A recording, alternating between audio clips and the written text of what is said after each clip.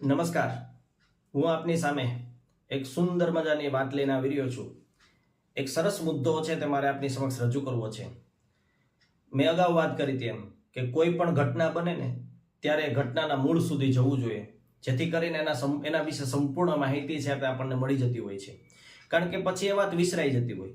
જેમ કે થોડા દિવસ પહેલા, અત્યારે એ કોઈને યાદ નથી ને હવે એ વાતો ઉપર બહુ ચર્ચાઈ થતી નથી. અમેરિકા અને વેનેઝુએલા વચ્ચે જે સંઘર્ષ થયો હતો ને એ મેં આપની સમક્ષ રજૂ કર્યો હતો. અત્યારે એ વાત વિસરાઈ ગઈ છે. અત્યારે ન્યૂઝની અંદર એક વાત ડેઈલી આવે છે અને તે એટલે તો કે ભારતે યુરોપિયન યુનિયન EU સાથે એક સરસ મજાનો સોદો કર્યો છે, જેને FTA કહેવામાં આવે છે.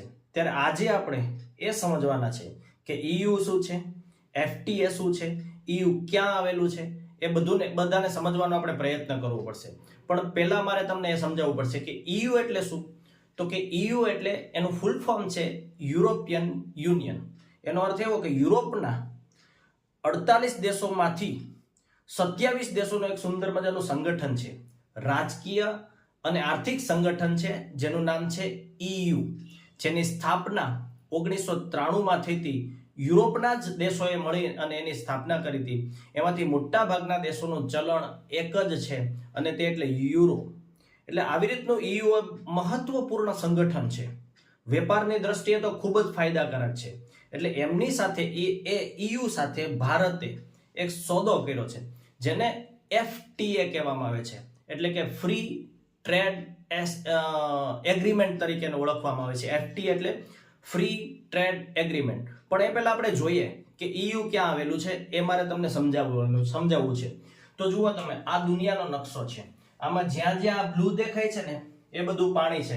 કારણ કે પૃથ્વી ઉપર 29% ભાગમાં જમીન છે અને 71% ભાગમાં પાણી છે. આ બધું છે ને એ બ્લુ કલરનું છે, પાણી છે. અને આ જમીન છે જે 7 ટુકડાઓમાં વિભાજિત છે અને 7 ટુકડાને આપણે 7 ખંડ તરીકે ઓળખીએ છીએ. એમાંનો આ છે ને આ આખો આ એશિયા ખંડ છે. એક બીજો છે તે યુરોપ છે, ત્રીજો આફ્રિકા છે, ચોથો છે તો ઉત્તર અમેરિકા છે, પાંચમો છે તે દક્ષિણ અમેરિકા છે, છઠ્ઠો ઓસ્ટ્રેલિયા છે અને સાતમો એન્ટાર્કટિકા ખંડ છે. એમાં ભારત એશિયા ખંડમાં આવેલું છે અને યુરોપ અહીંયા આવેલું છે. આ છે ને આ યુરોપ છે. ખાસ આ જુઓ, આ યુરોપ છે, આ યુરોપ. અને યુરોપમાં 48 થી 50 દેશો આવેલા છે. એમાંના 27 દેશોનો એક સંગઠન છે જેને EU કહેવામાં આવે છે. EU એટલે યુરોપિયન યુનિયન તરીકે ઓળખવામાં આવે છે. આપણને બધાને ખબર છે કે પ્રાચીન સમયમાં ભારતમાંથી વસ્તુઓ યુરોપમાં જતી હતી. પછી આ રસ્તો બંધ થયો અને નવો ભારત તરફ આવવાનો જળમાર્ગ છે તે વાસ્કો દ ગામાએ શોધ્યો છે. ત્યારથી આપણે યુરોપ સાથે ઘનિષ્ઠ રીતે વ્યાપારિક સંબંધો ધરાવીએ છીએ અને વ્યાપારિક સંબંધોથી જોડાયેલા છે. એ ભારત માટે આ યુનિયન છે ને, યુરોપિયન યુનિયન અહીંયા આવેલું છે. આ યુરોપ ખંડ અને એના 27 દેશોનો એક યુનિયન છે, તેને EU તરીકે ઓળખવામાં આવે છે. અને એમણે ભારત સાથે આવી રીતનો તો કે કરાર કર્યો છે, જેને FTA તરીકે ઓળખવામાં આવે છે. એટલે આ ઘટના બહુ મહત્વપૂર્ણ છે. હવે તમને પ્રશ્ન થશે કે EU એટલે એમાં કેટલા સભ્ય દેશો છે. તો કે EU છે ને એની અંદર 27 દેશો જોડાયેલા છે. EU ની સ્થાપના છે એ 1993માં થઈ. 27 દેશો એમાં જોડાયેલા છે અને બેલ્જિયમના બ્રસેલ્સની અંદર એનું હોમ ટાઉન આવેલું છે. એટલે એનું વડું મથક છે તે બેલ્જિયમના બ્રસેલ્સ ખાતે આવેલું છે.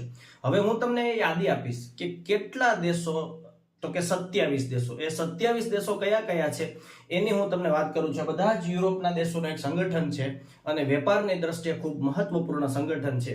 એ દેશોની વાત કરીએ તો ઓસ્ટ્રેલિયા નહીં, ઓસ્ટ્રિયા, ત્યારબાદ બેલ્જિયમ, બલ્ગેરિયા, ક્રોએશિયા, સાયપ્રસ, ચેક Republic, Denmark, Estonia, Finland, France, Germany, Greece, Hungary, Ireland, Italy, Latvia, Lithuania અને Luxembourg, Malta, Netherlands, Poland, Portugal, Romania, Slovakia, Slovenia, Spain અને સ્વીડન.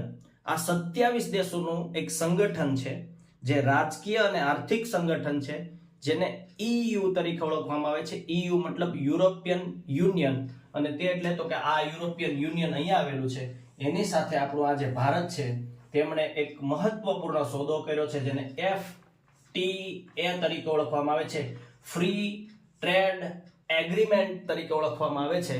અને એ મહત્વપૂર્ણ સોદાની અત્યારે તમામ જગ્યાએ ચર્ચા ચાલી રહી છે. સરસ, તો હવે પછી મળી આવી રીતના કોઈ નવા જ મુદ્દા સાથે આ પછીના કરંટ ટોપિક્સમાં. અસ્તુ, જય હિન્દ.